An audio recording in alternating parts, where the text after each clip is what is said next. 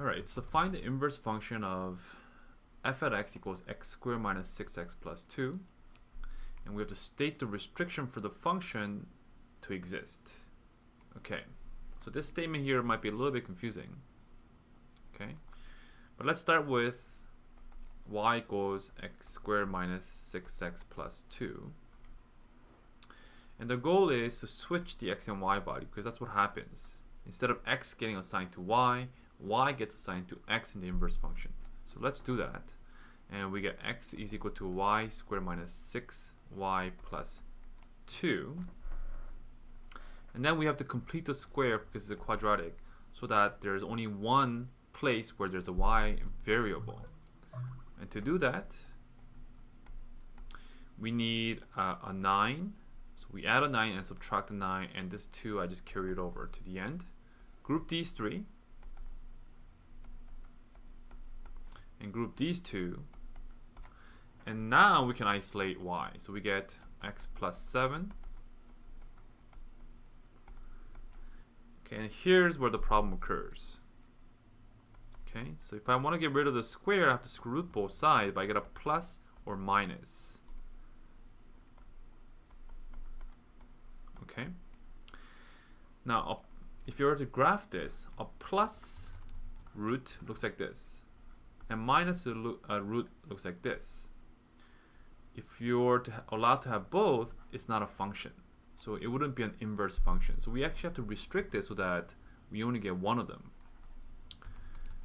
So which one do we get? Right? Which one do we get?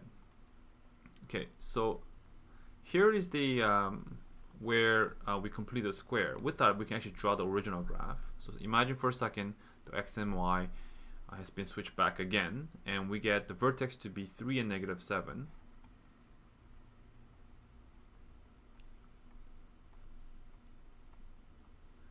So I'm just drawing it roughly here. Okay, here's the parabola.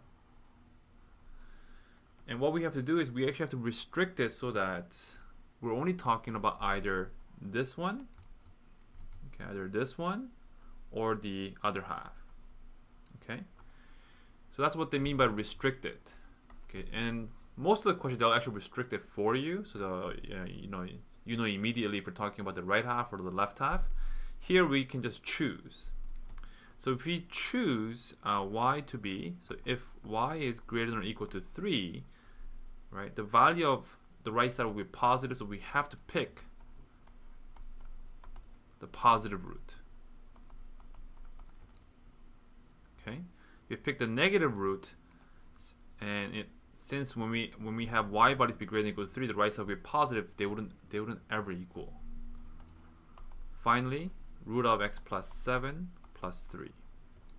Okay, and what we can do is, because this question didn't really tell us what to do exactly, we can say if y was less than 3, then we will get y minus 3 to be minus. Okay, so we get that. So let me draw both. This is minus 7. So 1, 2, 3, 4, 5, 6, 7, minus 7, and positive 3, 1, 2, 3. So this one here will look like this, and the one at the bottom, exact same location, it's just reflecting down, so it will look like that. Okay, but you have to pick one or the other to be a function, otherwise it'll fail the vertical line test.